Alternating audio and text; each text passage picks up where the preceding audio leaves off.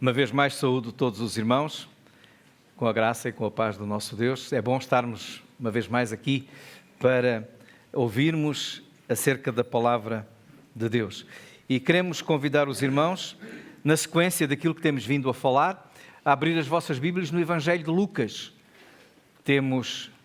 Já terminámos o capítulo 12 de Lucas, vamos entrar então no capítulo 13.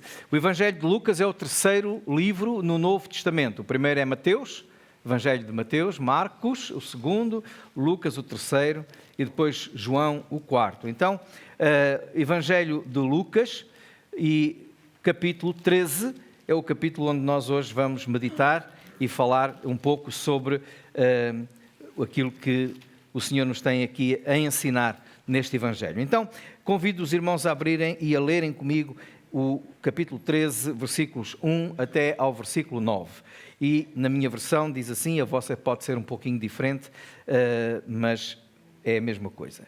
Naquele mesmo tempo, estavam presentes ali alguns que lhe falavam dos galileus cujo sangue Pilatos misturara com os seus sacrifícios.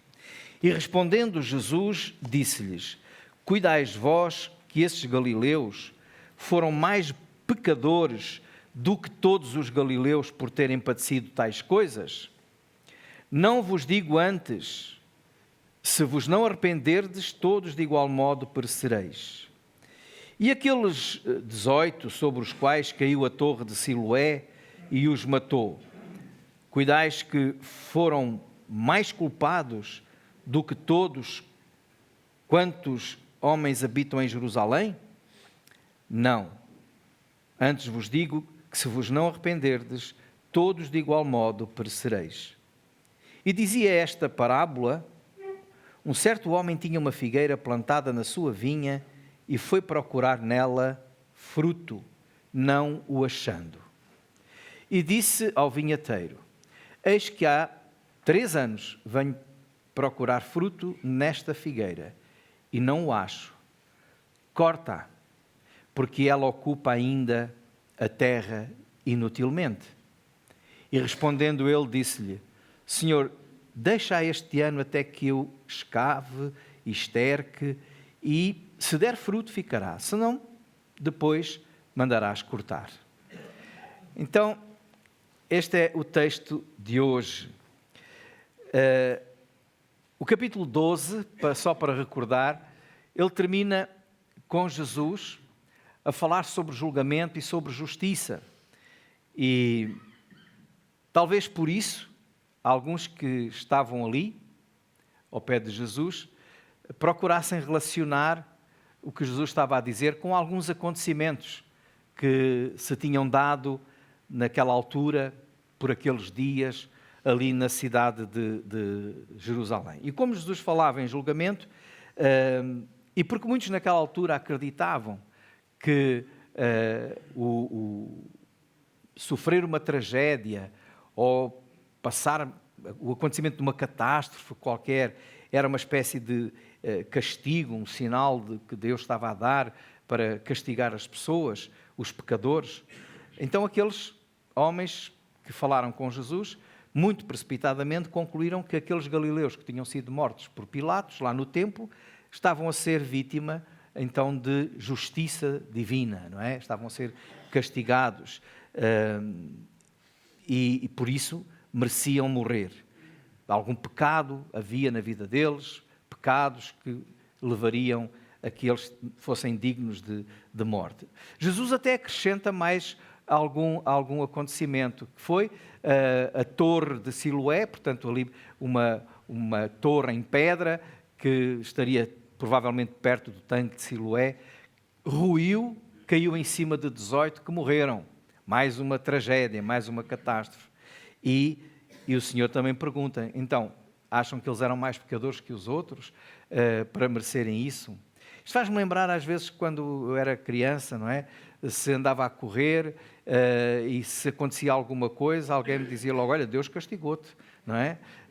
Eu lembro-se dessas histórias, a criança estava, vem para aqui, não vinha, e depois, quando vinha a chorar ou qualquer outra coisa, dava um pontapé numa pedra e pronto, Olha, vês? Deus castigou-te. Parece que Deus estava sempre assim a olhar, a ver a primeira coisa que fazíamos para castigar.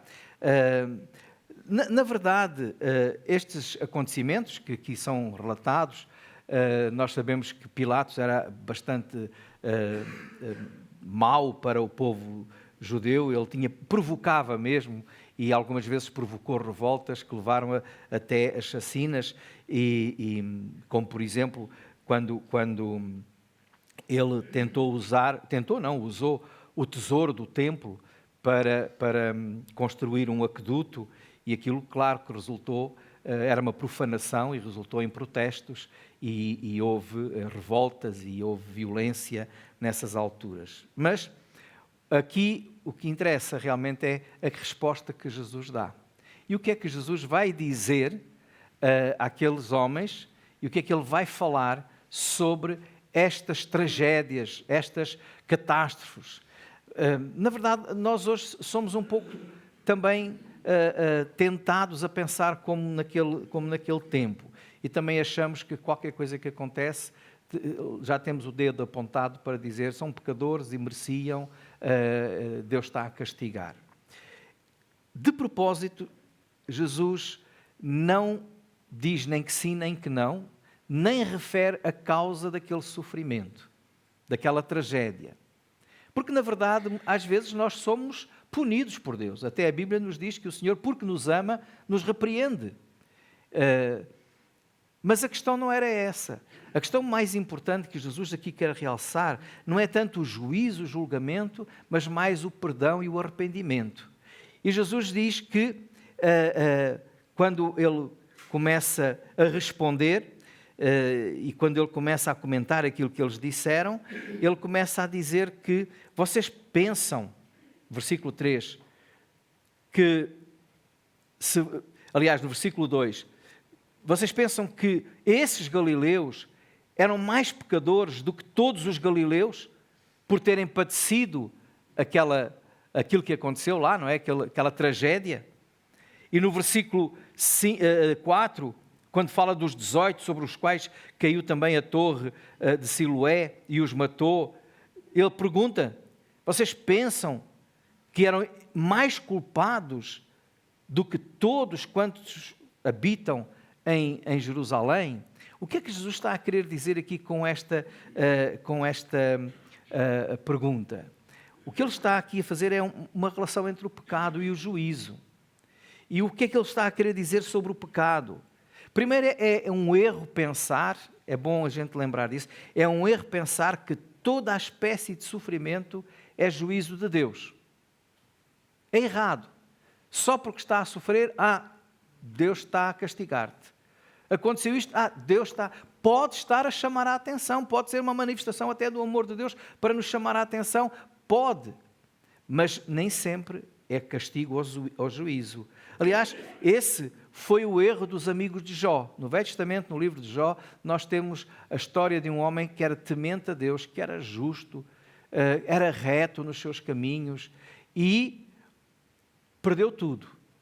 Perdeu os filhos, perdeu a família, os bens, perdeu a saúde, perdeu tudo. Passou realmente por grandes dificuldades, grandes desgraças aconteceram na sua vida e o erro dos seus amigos foi chegar lá e acusá-lo.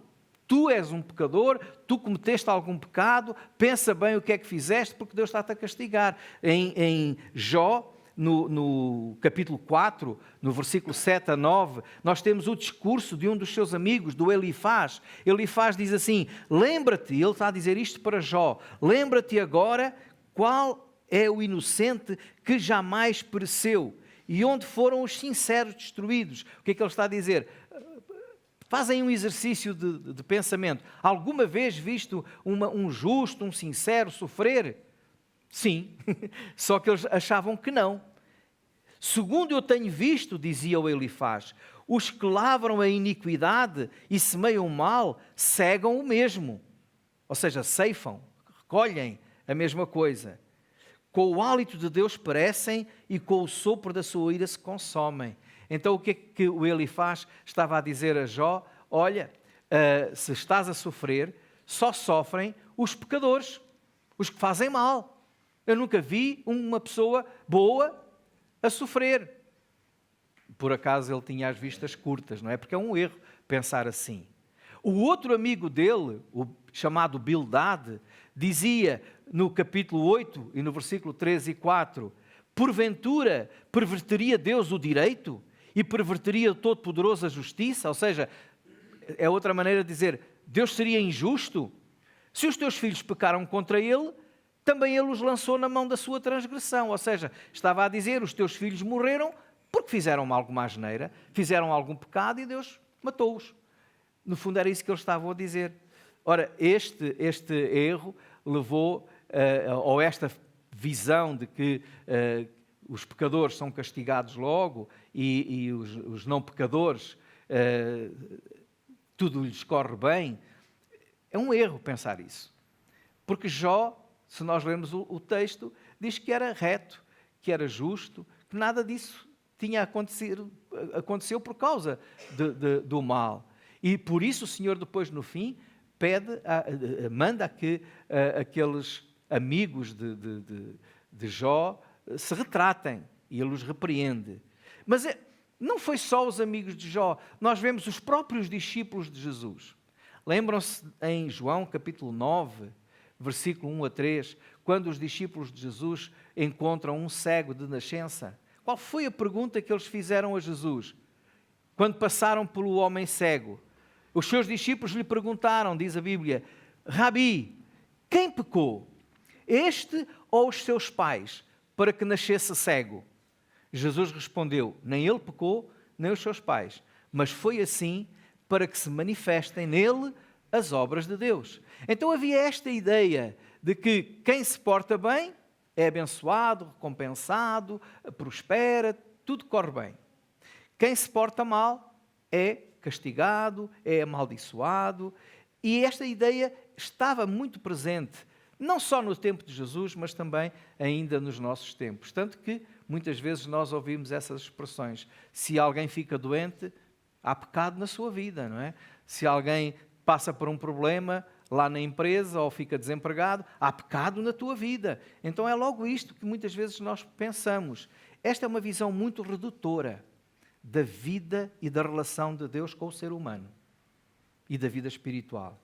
É pensar que a vida é apenas esta existência aqui, limitada, nesta terra, resume-se a isto, e aqui os nossos pecados são castigados e aqui os nossos pecados serão recompensados. Mas a Bíblia diz-nos que não. A Bíblia nos diz que o dia do juízo será no fim e a eternidade é que mostrará quem está a ser condenado e quem está a ser salvo. Não há diferença realmente entre estas pessoas e nós, e por isso é um erro pensar que toda a espécie de sofrimento é um juízo de Deus, um julgamento de Deus, uma punição de Deus. É errado. Não significa isto, e eu não estou a dizer que não possa haver uma repreensão de Deus na nossa vida. E às vezes acontece. Nós temos é que examinar os nossos corações. Porque a Bíblia também diz que Ele, como o Pai que nos ama, nos repreende e corrige. Mas nem todo o sofrimento, nem toda a tragédia é um castigo de Deus. Quando cai um avião e as pessoas morrem, no avião vão pessoas crentes e descrentes, boas e más. Quando há uma inundação ou qualquer outro, um terremoto ou qualquer outra catástrofe, o justo e o injusto perecem também. Então não podemos confundir as coisas. Esta é uma teologia errada. É errado também pensar que há pecados que merecem ser mais punidos do que outros.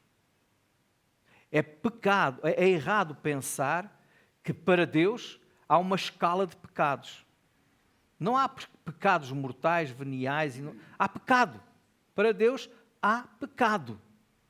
E pensar que há uma escala de pecados maiores e pecados menores para Deus, há para nós. Nós, na sociedade em que nós vivemos, nós fazemos essa diferenciação. Mas, para Deus, pecado é pecado. Basta nós pensarmos o seguinte: quantos pecados precisou Adão e Eva precisaram Adão e Eva de cometer para serem expulsos do paraíso? Quantos? Um pecado. A primeira vez que eles pecaram, eles estavam avisados e disseram, se pecarem vão ser separados, vão ser expulsos. Por um pecado entrou a morte no mundo. Então é errado estar a pensar que há pecados maiores e pecados menores. Por isso é que Jesus disse, cuidais vós que esses galileus foram mais pecadores que os outros galileus, quando ele diz isso no versículo 2. Porque sofreram aquilo, eram mais pecadores que os outros? Não. Jesus respondeu logo, não. Antes eu vos digo que se vocês não se arrependerem, todos de igual modo perecereis. E agora aí Jesus olha para eles e aponta para eles e diz assim, olha, vocês estão no mesmo pé de igualdade, no mesmo patamar, no mesmo nível. O pecado deles tem as mesmas consequências que o vosso pecado. Pensam que vocês são melhores do que eles? Quem é que, às vezes nós pensamos, eu sou pecador, mas não sou como aquele. Aquele é pior que eu. Aquele é pior que eu. É uma tendência nossa, não é? Senhor, eu não mereço isto porque eu não sou tão mau como o outro. Nós conhecemos na Bíblia orações feitas pelos fariseus assim. Eu te louvo, Senhor, porque eu não sou como este. Eu faço isto, e começamos a fazer o rol das nossas coisas boas. Quem não foi já tentado a fazer isso? Confesso, irmãos, eu já fui tentado a dizer, Senhor, então, mas tu não respondes à minha oração e eu faço isto, faço aquilo, não é? E o que é que vem à minha mente? Mas também fazes isto, também fazes aquilo e também fazes aquilo. Ou seja, também és pecador. Não há diferença de pecados para Deus. Então é um erro pensar. Aqueles 18, dizia Jesus, sobre os quais caiu a torre de Siloé e os matou, vocês pensam que eram mais culpados do que todos os outros habitantes de Jerusalém? A resposta de Jesus é não. Antes eu vos digo que se vocês não se arrependerem, todos de igual modo, é interessante aquilo que Jesus diz, todos de igual modo perecereis. Então, o que é que a Bíblia realmente nos fala sobre o pecado e sobre a justiça de Deus? Qual é a verdade? Para nós não andarmos confusos, tal como estes homens. A primeira coisa que nós temos que lembrar sobre o pecado, e eu quase que diria aqui, todos, todos são pecadores. Esse é o primeiro. Todos são pecadores. A Bíblia claramente ensina que todos são pecadores e todos estão debaixo da mesma condenação. Em Romanos capítulo 3, no versículo 9, no versículo 10, aliás, todo o capítulo, mas só para destacar alguns versículos, o 9, o 10 e o 23. No 9 diz assim, pois que somos nós mais excelentes? De maneira nenhuma, pois já antes demonstramos que tanto judeus como gregos, todos estão debaixo do pecado. Versículo 10, como está escrito, não há um justo, nem um sequer. Porque todos pecaram, diz o versículo 23, e destituídos estão da glória de Deus. O que é que Paulo está a falar quando escreve esta carta aos Romanos? Ele começa a explicar o seguinte, no capítulo 1, nós podíamos resumir a mensagem do capítulo 1, a ideia do capítulo 1 desta forma. Ele está a falar dos gentios, ou seja, aqueles que não eram judeus, que não conheciam a Bíblia, não conheciam o Velho Testamento, que era o que existia, a lei de Deus. Mas ele diz, eles são pecadores. E não têm desculpa porque Deus se revelou de outras maneiras. E o que era necessário conhecer, conheceram, mas não obedeceram, são pecadores. E depois ele chega ao capítulo 2 e diz assim, e vocês, judeus, também são, porque vocês conheceram e também não cumpriram. Vocês também são pecadores. Gentios, judeus. E o clímax, o ponto alto deste ensinamento é no capítulo 3, quando ele diz, todos são pecadores e todos estão separados, todos estão destituídos da glória de Deus. É o que diz em Romanos capítulo 3. E o capítulo 6 de Romanos, Paulo vai dizer quais são as consequências. Em Romanos 6, no versículo 23, ele diz, e o salário do pecado é a morte. Ou seja, todos sofrem as mesmas consequências. O pecado separa-nos de Deus, afasta-nos de Deus. Deus é a fonte de vida, Deus é a vida. Deus é luz. E quando nós estamos, por causa do pecado, separados de Deus, nós não temos vida, nós não temos luz, nós não temos nada. Estamos mortos, porque o resultado do pecado, o salário é aquilo que a pessoa recebe como pagamento pelo que fez, não é? O salário do pecado é a morte. Por isso nós estamos condenados à morte. Por isso nós, diz Paulo também na carta aos Efésios, já estamos mortos nos nossos delitos e nos nossos pecados. E todos somos pecadores.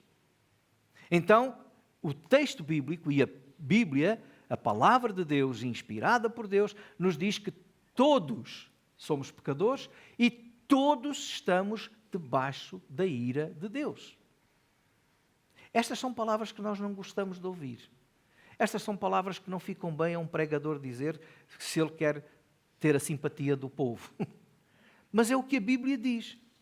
João capítulo 3, as próprias palavras de Jesus são estas.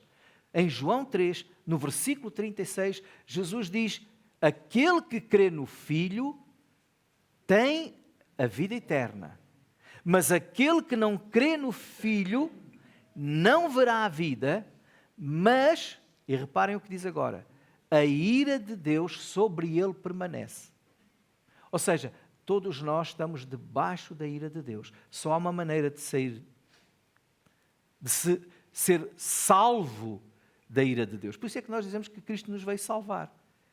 A maneira de ser salvo da ira de Deus é crer no Filho, ou seja, crer em Jesus. É por isso que, aqui vem o terceiro todos.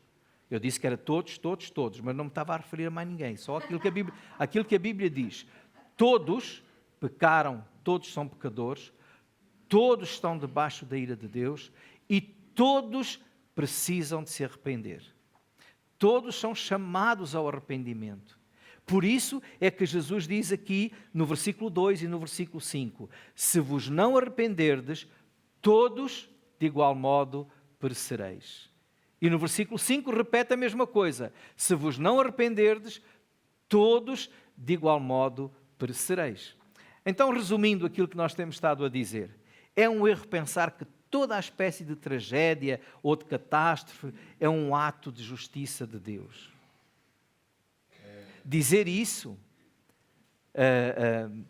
dizer coisas como isto, isso aconteceu-lhe porque ele merecia ou porque Deus é justo, só revela a ignorância da nossa parte de como Deus olha para nós e como nós vemos até o nosso próprio pecado, porque achamos que o nosso pecado não merece, mas o pecado do outro, que a gente aponta, merece.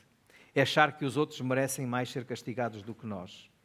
Então, é não entender que todos somos pecadores, que todos merecemos a morte, mas que, pelo amor de Deus, Ele nos dá a oportunidade de arrependimento. E é aqui que vem a segunda coisa que eu queria falar hoje. Primeira é sobre o pecado e o juízo, mas a mensagem da Bíblia, mais do que sobre o juízo, mas ela nos alerta sobre o juízo, é uma mensagem sobre graça. O pecado e a graça está aqui também falado. Que graça? A graça de Deus. Graça é um favor que não se merece. É uma bênção que nos é dada, oferecida, sem nós merecermos. É a graça da salvação. A graça do perdão. Há duas coisas que Jesus aqui menciona e que revelam a graça de Deus. É que na sua imensa graça, Deus dá a oportunidade a todo pecador para que se arrependa.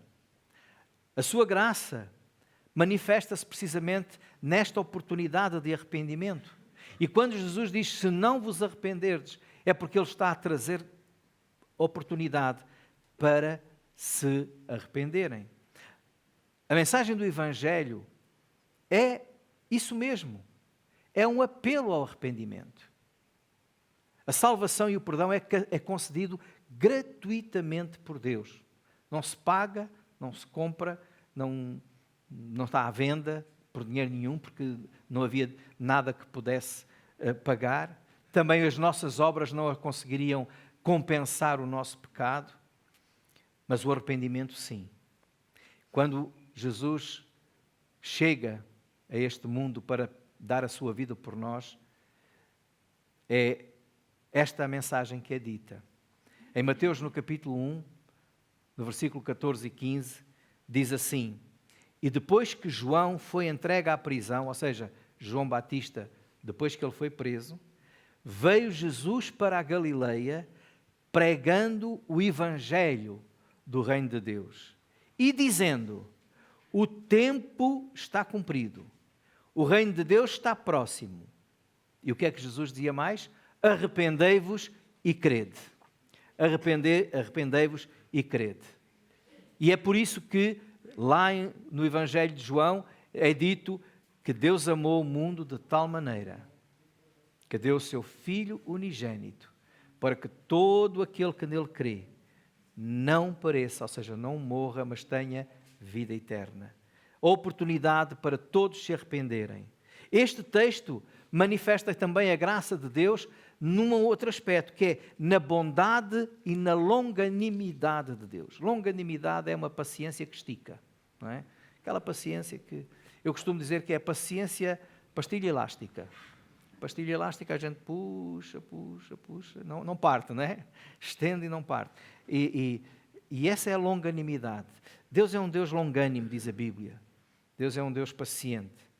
A parábola da figueira, que está aí contada, ela nos mostra que Deus é paciente, que Deus é bondoso para conosco, a ponto de nos dar oportunidade de arrependimento e de aguardar e de esperar pelo nosso arrependimento. Ele não só nos dá a oportunidade de arrependimento, mas Ele pacientemente espera e nos dá mais oportunidade, mesmo sem nós merecermos. Por isso é que é graça. Por isso é que é graça. Segunda de Pedro, a carta do apóstolo Pedro, a segunda carta, a segunda de Pedro, no capítulo 3 e no versículo 9, diz assim: o Senhor não retarda a sua promessa. Está a falar de quê? Da promessa de Jesus voltar. Jesus vai voltar. Aí sim, acabou as oportunidades. Mas alguns acham que Jesus não vai voltar. Já passou tanto tempo, já há mais de 2000 anos que ele disse que ia voltar e ainda não voltou. O que é que Pedro diz? Que havia alguns que nos últimos tempos iriam blasfemar disso, dizendo precisamente isso, que estão a dizer. E ele diz: o Senhor não retarda a sua promessa, ainda que alguns a tenham por tardia, mas Ele é longânimo para conosco, não querendo que alguns se percam, senão que todos venham a arrepender-se. Então, Ele espera, tal como na figueira. O que diz aqui na parábola da figueira: vamos deitar, há 3 anos que estamos à espera que ela dê fruto, não dá fruto, vamos deitar abaixo, é inútil. Porque é que está aqui a ocupar ainda terreno? É inútil. Vamos dar mais 1 ano, vamos tratar a ver se no fim deste ano não der, então sim, depois alguma coisa acontece. E o que é que Jesus está aqui a dizer-nos? É que Ele é paciente, Ele espera, porque Ele nos ama. A longanimidade e bondade de Deus não pode, no entanto, ser aproveitada como pretexto para o nosso abuso dessa mesma paciência de Deus e permanência no pecado. Pois um dia nós seremos julgados e não podemos esquecer isso. A graça é oferecida, mas também sabemos que se a rejeitarmos, a punição e o julgamento virá. O dia do Senhor, versículo 10, lá de 2 de Pedro. O dia do Senhor virá como ladrão de noite, no qual os céus passarão com grande estrondo, e os elementos ardendo se desfarão, e a terra e as obras que nela há se queimarão. Havendo, pois, de parecer todas estas coisas, que pessoas vos convém então ser? Em santo trato e piedade. O que é que o Senhor está a dizer aqui, lá em Pedro? Ele é paciente, quer que todos se arrependam, por isso Ele vai esperando, mas o dia do Senhor virá quando menos se espera, como o ladrão de noite. Vai chegar, e aí já não vai haver mais oportunidade. Será como diz a Bíblia nos dias de Noé, em que comiam, bebiam, viviam a sua vida, não quiseram saber da mensagem que Noé, até que chegou o dilúvio. Já era tarde demais. Então o Senhor é paciente, o Senhor é longânimo, o Senhor dá a oportunidade de arrependimento, mas se nós não nos arrependermos, se nós permanecermos na nossa teimosia e com o coração obstinado continuarmos no nosso pecado, de repente terminam essas oportunidades.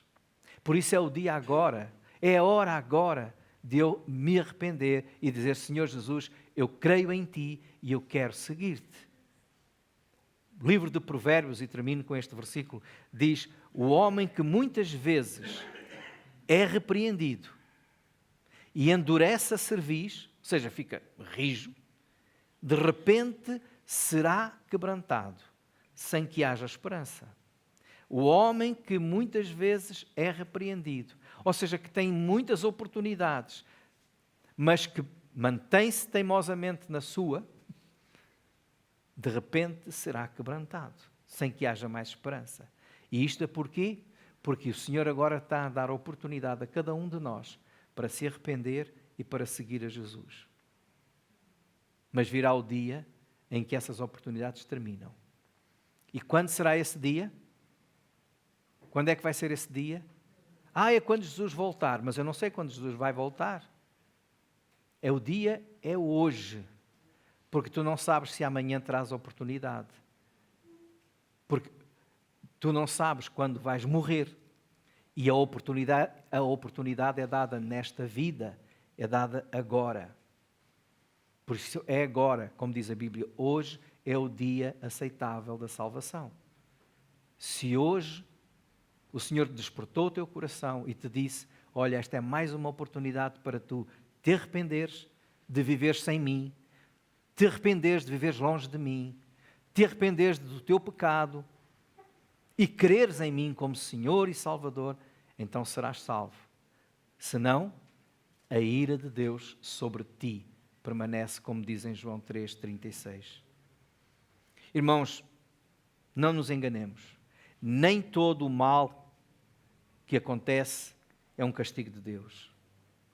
A mensagem do Evangelho é de perdão, é de apelo ao arrependimento. Deus é um Deus de graça, um Deus de misericórdia, mas se nós não nos arrependermos, se nós não passarmos a dar frutos de arrependimento, que é uma expressão que a Bíblia usa, então haverá o momento em que todas as oportunidades acabam e aí será tarde demais. Hoje é o dia de aceitar a salvação. Que Deus toque o teu coração e que hoje, se sentires que deves fazer as pazes com Deus, então no teu coração, numa oração sincera, diz: Senhor Jesus, toma a minha vida, perdoa-me e salva-me. Amém.